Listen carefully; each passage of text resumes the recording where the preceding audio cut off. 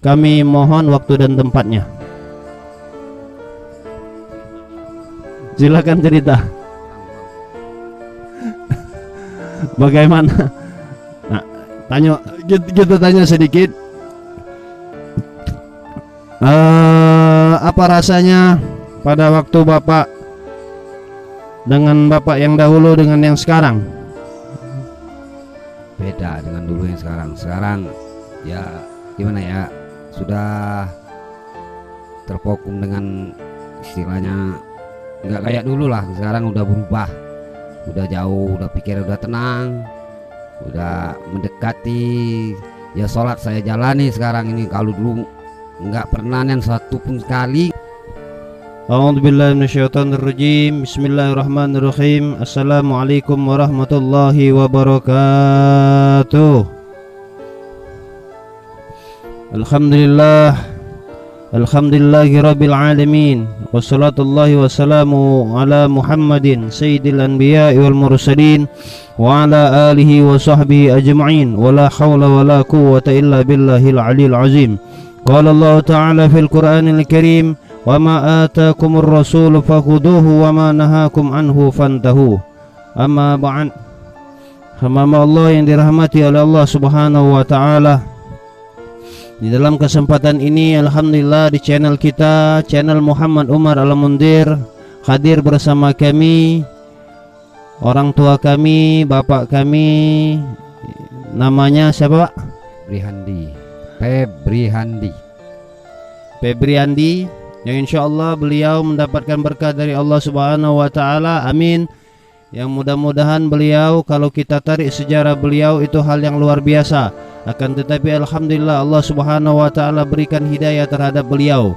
Maka dari itu dalam bab ini hamba Allah yang dirahmati oleh Allah Subhanahu wa taala, kita menarik atau mengambil bab tentang jangan takut untuk berhenti dan jangan khawatir untuk, karena kita dahulunya punya masa lalu dalam hal maksiat, jangan pernah khawatir bahwasanya Allah Subhanahu wa taala Maha penerima taubat. Maha penerima taubat dari segala dosa-dosa yang kita miliki, dengan catatan kata para ulama, yang pertama kita menghentikan daripada perbuatan dosa yang telah kita lakukan itu.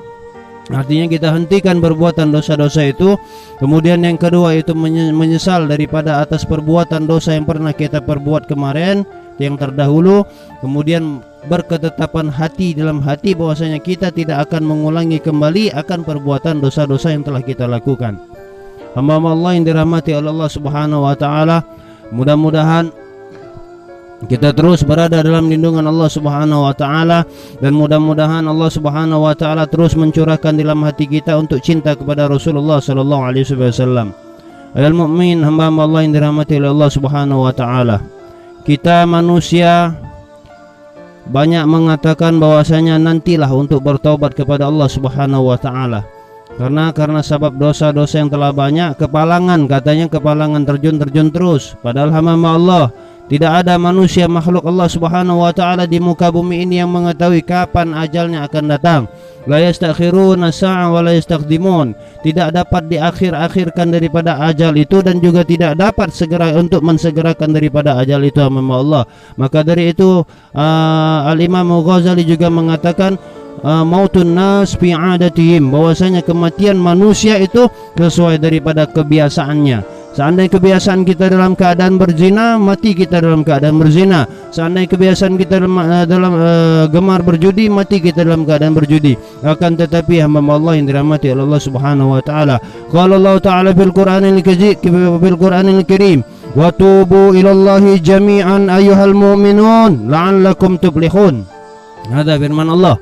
Kata Allah Subhanahu wa taala, bertaubatlah kamu semuanya kepada Allah Subhanahu wa taala, wahai orang-orang yang beriman, agar kamu sekalian berbahagia. Perintah Allah di sini bahwasanya memerintahkan agar kita bertaubat. Artinya dalam keadaan dosa apapun, selagi kita memiliki rasa taubat kepada Allah, Allah pasti ijabah akan taubat kita. Allah pasti terima dalam taubat kita.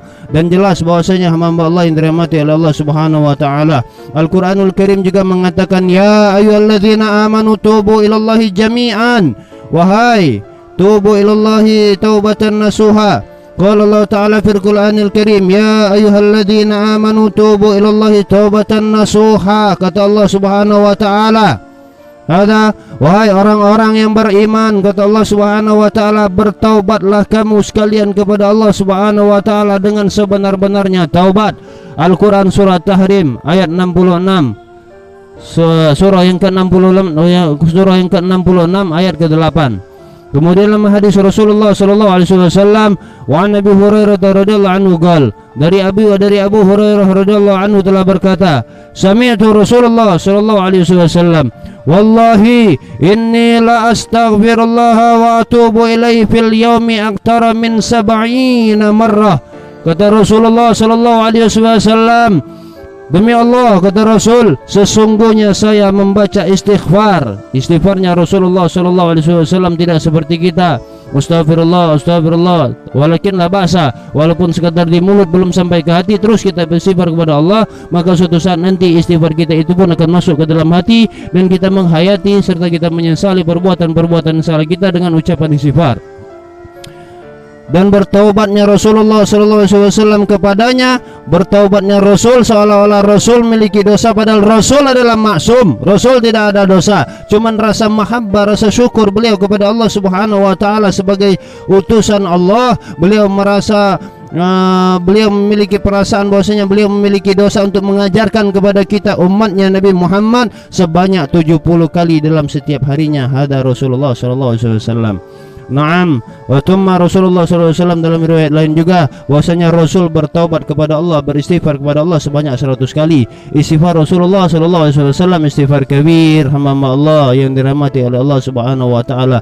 Beliau beristighfar layaknya beliau memiliki dosa, padahal Rasul tidak ada dosa sama sekali.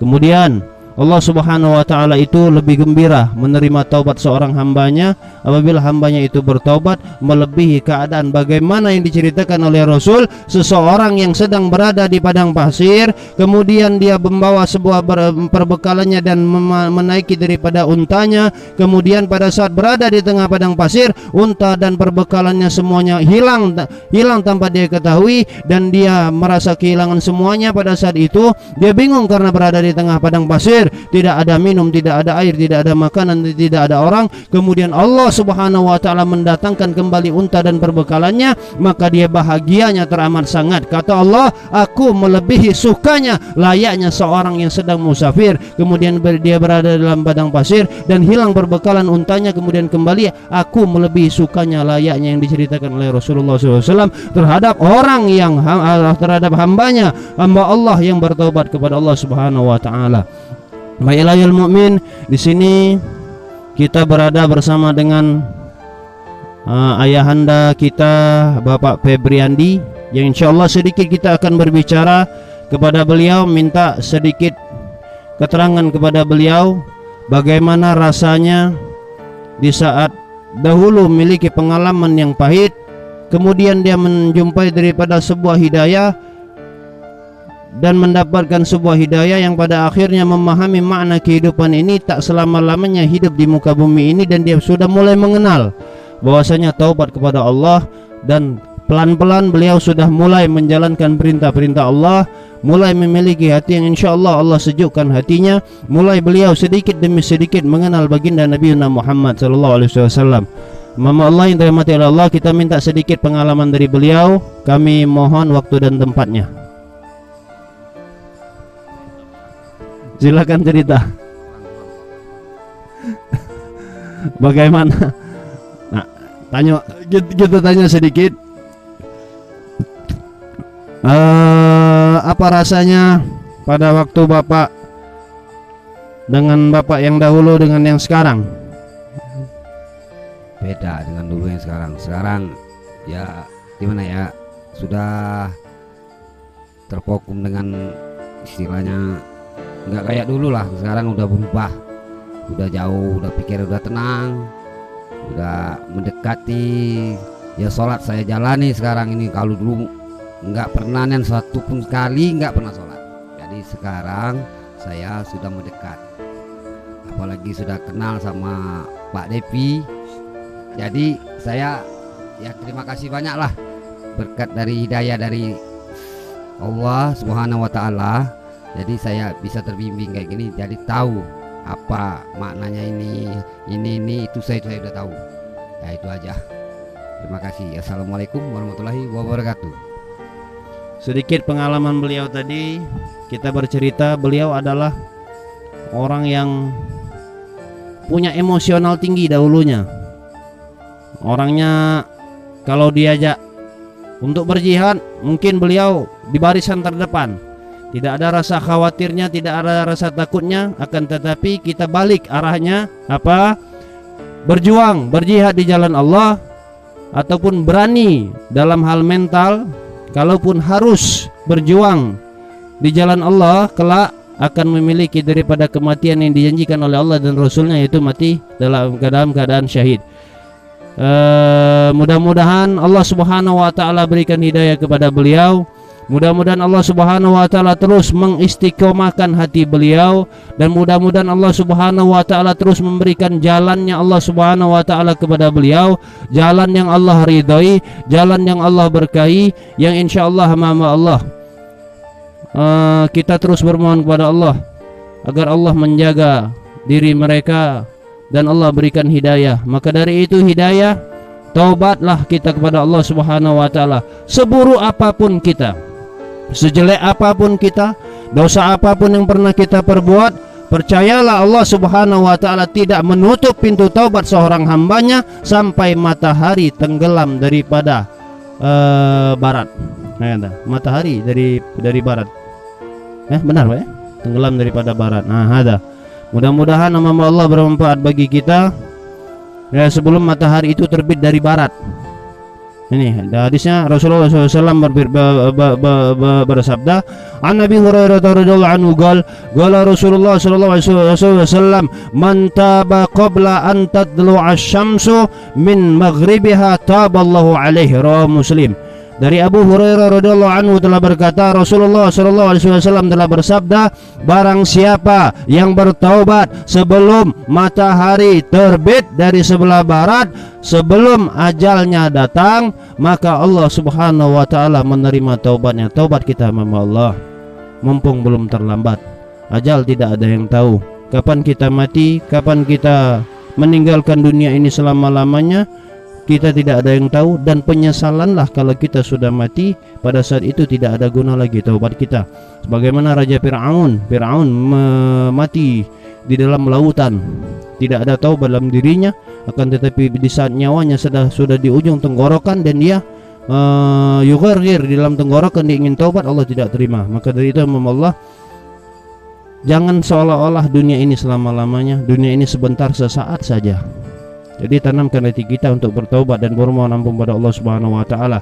Di sebelah kita tadi ada ayahanda kami Febriandi, sengaja kita ajak, mudah-mudahan jadi contoh bagi kita semua bahwasanya siapapun Anda, apapun Anda, gimana pun Anda, bersungguh-sungguh bermohon hidayah kepada Allah, pasti Allah beri. Dan pintu dengan cara bagaimana?